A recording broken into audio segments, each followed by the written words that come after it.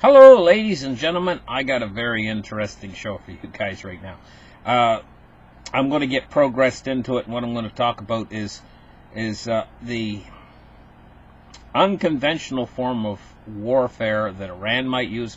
Also, I'm going to talk about who is actually going to benefit, or who is going to be the losers. There's always winners and losers in a war. There's the people who win and they benefit, and then there's the ones who lose and they lose everything from a war. I'm going to talk about that. Who stands to benefit here? And let's get started. Let's actually get the charts open right now and take a look at what's going on. If you guys haven't been up to date, let's move over here. See this this red dot right here? It's called the Gulf of Oman. It's right next. It's actually within the Strait of Hormuz. It's right next to it's so close to the Strait of Hormuz, you might as well say it's the Strait of Hormuz, but it is the Gulf of Oman. It's just right next to the Strait of Hormuz. And the Strait of Hormuz is this little place, this little pinched off place where they got to get through, in order to get into the Persian Gulf. Well, all the oil comes out through there. Not just oil. There's also other products that actually come out of that region too, petroleum type products. One of them is liquefied natural gas. Let's take a look at this article right here. It says oil's not the only fuel in the Persian Gulf firing line. Qatari ships significant amounts of LNG, liquefied natural gas, and to the world. And the I guess it's like 30%. It says the Middle East accounts for 29% of global LNG exports, and they move through that Strait of Hormuz again, and they have to get out through the Gulf of Oman. Well, this threatens to cut off world oil supply, and also LNG supply is going to be tremendously affected as well. Liquefied natural gas, which is used extensively through the world. I mean, LP gas, it's used a lot. Anyway, now let's talk about Iran. What have they got anyway? Let's take a look at what Iran's got. Iran has got this unconventional method of warfare. And, when I first seen it, I saw pictures of it, them running around in speedboats. I kind of laughed it off. I was kind of like, what are they going to do with a bunch of speedboats against an armada of aircraft carriers and what kind of like, but when I started to do some research into it, instead of just laughing it off, I started to do some research into it. I started to find out, hey, you know what? This method that the Iranians have is not nothing to, let's put it this way. It's nothing to laugh at. And I'll explain to you why. Even though the aircraft carriers and the destroyers and the different types of ships they have are exceedingly large and very powerful, this is the type of boat that the Iranians are working with right here. It shows a picture of it. Now, on the roof, you see they got a machine there to fire off missiles, rockets, a rocket launcher on the roof, and it's got about a half a dozen rockets in it. On the front deck, you can see they got a big, heavy-duty turret-mounted submachine gun, and on the back, they got either an inboard, a high powerful inboard, or maybe twin outboards, big powerful twin outboards. Now these boats are not very big, 30 to probably 50 feet long, and they can carry up between maybe 6 and 12 passengers on board. Well, soldiers, Iranian soldiers. And at the same time, these boats are very, very fast. Now, why these boats are so dangerous to the United States military is the speed at which they travel and the numbers. The whole thing that the Iranians are planning is they're planning on sending these out in massive numbers. We're talking about them sending them out in groups, not just one boat, but groups of.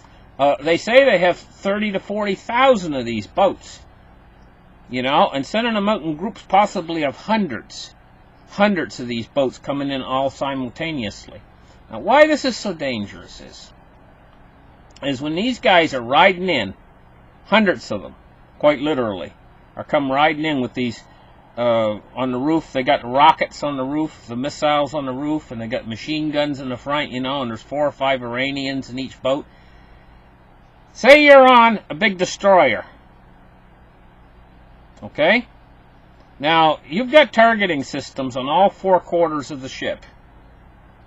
They just don't have one gun on the big targeting gun on there. They got defense on all 4 quarters of the ship, you know? And say you got 200 of these little boats coming in at you. They're incoming with the Iranians on board the boats, you know? And you got your targeting system. Now, say the targeting system on the big ship starts at, say, 3 miles. Say they're 3 miles out, you can target the Iranians, right? But the Iranians have to get in closer. They got to get into, like, maybe 500 meters or something before they can target you. And they can't target you at 3 miles away. So you see them coming in. You got 50 coming in on the front quarter of the ship, to the north. 50 of them coming in on the left. You know, 50 of them coming in on this side, and 50 of them coming in on that side. All coming right at you. All these 200 Iranian boats, right? And they mean business, and you mean business. So you target them. You got a targeting system. It's all automatic nowadays on board these ships, targeting systems, you know. It's very sophisticated. And so you start targeting them at 3 miles out. So you target the first Iranian boat, the ship does it all automatically. Blows them up. But here's the thing. Takes a few seconds to target them. Takes a few seconds to fire, and it takes a few seconds to finish the program. They got computer programs. Probably takes a few seconds for the computer program to finish up on that particular target and then lock on the next target. So, you start targeting them at 3 miles away, and by the time you get the first one destroyed, now they're not 3 miles away anymore, coming in on all 4 sides. Now they're 2.7 miles away. You've knocked out the first ones, you know, but now there's still 49 left on each quarter coming at you. Instead of 50, now there's 49. So now you blow up the second guy. And now you got 48. But they're closer. They're in like 2.6 miles now away and closing fast. And so you target the third guy and the fourth guy on each group. So now you got each group down to 45 of them left. You've knocked out, say, 20 of them. You've blown up. But they're still incoming, these 45 in each group. And by the time they get to you, you've only knocked out, say, 10 of them. But there was 50 to start with, so there's still 40 of them in each group. Now they're right up to your ship, and now they can target you. Because they're close enough, the ones that survived. This is called swarming. They overwhelm your defense systems because there's just so many of them and they're moving so fast. You know? And then they start firing their missiles and rockets, and they might have torpedoes, and they got high-powered submachine guns, you know? And they're right up to the side of your ship. Maybe putting ladders up the side of your ship and everything. I mean, this represents a huge problem. Logistics they've tried to run exercises on the computers to figure out how this will function, you know, in a real-world environment, because the closest thing we can find to actually compare this to, you have to go back to World War II. The Japanese came up with a strategy of torpedo bombers. What they would do is they were called kamikazes. And the kamikaze, he was a Japanese soldier on a mission, a one-way mission. He knew he wasn't going to come home. He was going to ram his aircraft into the side of the ship. That's what his mission was. These kamikazes, you know, made it very difficult. And this is the closest thing. This is like that similar sort of an idea, except it's, instead of doing it from the air, it's doing it from the land. Not from the land, but from the ocean, you know, with speedboats, high, fast, very fast speedboats. And so this is what their plan is. Let's just take a look at this just for a second. Let me open up the chart a little bit. This is on YouTube. I'm just going to play a couple seconds of it, and just watch. See, this is the idea right here. They come roaring in with their speedboats, and they kind of try to overwhelm the defensive systems of the ships they're attacking. Now they're attacking a boat that's not even moving there, but they just come in hordes, and that's the idea of what they're trying to do. There's never been a practical case of this actually happening before to see how the logistics would play out, and it's awful hard to do the logistics of this on computer, but they tried. Back in the early 2000s, in 2002, they ran computer games. It says learning curve, Iranian asymmetrical warfare and Millennium Challenge 2002. And so they ran these joint war games exercises known as Millennial Challenge 2002, and it says the results were disastrous for the United States, with over a dozen ships destroyed and thousands killed or wounded as a result of the asymmetrical and unconventional naval warfare. 14 years later, Iranian asymmetrical warfare can still have devastating effects on the United States and Allied forces in the Middle East. Unconventional warfare, because this is very unconventional. Swarming with little tiny speedboats is very unconventional. Unconventional warfare has been the Achilles heel of the U.S. military for decades, and more gaming and training are needed to enhance U.S. capabilities in this asymmetrical environment. So, when I started to do a little bit of research into this afternoon, I can see that it's not a laughing matter. This is not a laughing matter. The fact that these threats that they're making here with their fleet of I heard 30,000 of these small boats that Iran has ready to go. These small, hot, fast, high, powerful, they just go across the water at about 50, 60 miles an hour, with big twin outboards on the back, and they got a lot of horsepower. So they got a whole fleet of them. Evidently, I don't know if it's a rumor, but I heard 30,000. You guys, in the comments section, if you know how many the Iranians have, go ahead and put it in the comments section, and we'll talk about that. So now what I want to talk about something a little bit different. I want to talk about who stands to benefit and who stands to lose in all of this.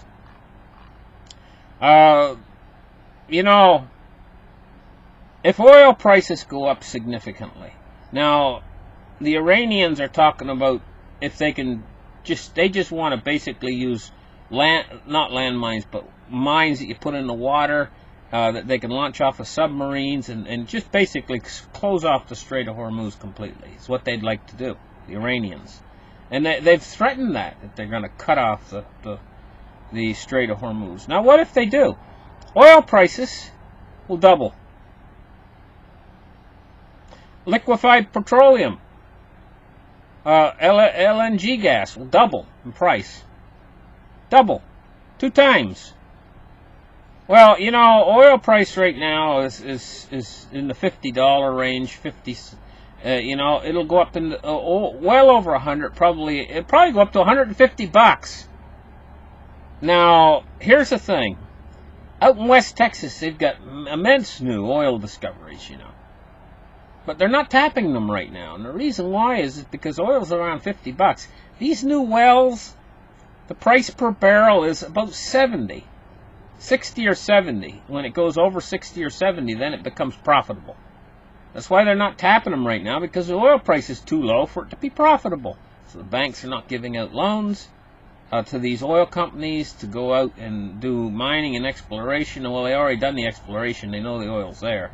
But to tap these wells, to actually go into production and put a wellhead in and tap and go in and actually tap the well. The money's not there right now. But you know, if the oil price goes up to, say, $150, suddenly the $70 per barrel all-in cost for these wells that are not productive right now suddenly becomes very viable, and all of a sudden there'll be a lot of loans out, a lot of new oil industry starting up, tremendous amount of oil industry coming in with the price per barrel going up like that. So who would benefit is big oil. Big oil would benefit immensely from a higher oil price. Who else would benefit? Well, you know, the Saudis have been suffering for a while now. Oil price has been so low that Saudi Arabia has been actually suffering from this low oil price, you know. So the Saudis would benefit immensely from a much higher oil price. So we can see a much higher oil price coming if this war actually comes in place. But now, who's going to be on the other side of this trade that's going to find it hard? Well, the middle class people out there. You're driving to work, you get a car, right? You gotta have to pay twice as much for gas. That means your gas, the amount of money that you allocate for gas every month, it's gonna be double, right? Because oil's twice as high, gas is gonna be twice as high. You're gonna find also that the products that you buy, all these products, an awful lot of things are made of oil. You go to buy something like a pair of shoes. The soles are all made of hard plastic and rubber, you know, that comes from oil. You're going to find your shoe price is going to go up. Everything, the price of everything you buy is going to go up. The packaging in a lot of items are made from products that are from petroleum distillates or whatever, you know. You go to buy a can of paint, you know, it's got petroleum distillate in it. And the price is going to go up exceedingly high on almost everything you buy. So the middle class people are going to get hit yet again, right in the pocketbook. Because we're going into a recession right now, this inflation that's going to be passed on to the consumer is going to be stagflation, because the economy is going to be more than... Actually, I wouldn't even call it stagflation. We need to invent a new term. When you're actually in an economic depression and you actually have inflation, it's kind of like, it's not stagnant. It can't be stagflation anymore, because stagflation is when you got a stagnant economy, not a depression, but just a stagnant economy, and you've got inflation, stagflation. But when you got a depression and you've got inflation, what will we call that? We need some sort of new name for that, because that's the next level. Past stagflation, it's like not really hyperinflation, but big time inflation, like maybe 20 or 30% per year. Everything's going up in price 30% per year, you know. And so you got 30% inflation, and at the same time you've got a completely depressed, you're in a depression. What will we call that? We need a new name for that. Anyway, so that's who's going to hurt from this. And if it's a war with Iran, I say if at this point, but let's put it this way. A few days ago, I was thinking, no, they're not going to have a war with Iran. That's the way I was thinking. I was thinking to myself, you know, they're over there, they're watching stuff, you know. But I was thinking, no, they're probably not going to have a war with Iran. But now everything's changed. Now I'm thinking the probability is much, much, much, exceedingly much greater of having a war with Iran at this point. So the Iranian people are not going to benefit from this either. So you got your consumers all through the world, your middle class people who are not going to benefit from this. You've got the Iranian people who are not going to benefit from this. But who's going to benefit from this is big oil. Big oil conglomerates and stuff like that. And the Saudi Arabia will benefit from this hugely. You know, and the price of oil going up. So that's what we got going on, and this thing is not going to be a cakewalk. This is a serious danger and a serious threat to the military forces that are stationed over there right now, the carrier group and such. This is an extremely dangerous threat, and we don't exactly know how this will all play out in the end. and because it's never really been tested except on computer. They tested it here on computer, but what can a computer tell you completely until you get actually into the nitty-gritty of the actual warfare part of it? That's when you learn whether the Iranian strategy will work or fail completely, you know? And, I mean, if it fails completely, every one of those little boats might get blown up, you know? And they might lose their whole... but if it succeeds, I mean, it could be in the opposite direction from that. So, I'll tell you what, as far as I see it, warfare is always dangerous. This is a very dangerous situation we're moving into. A very dangerous time in history. Listen, thank you guys for listening. Like and subscribe and give me a thumbs up. And we'll catch you in the next video. Bye-bye, guys.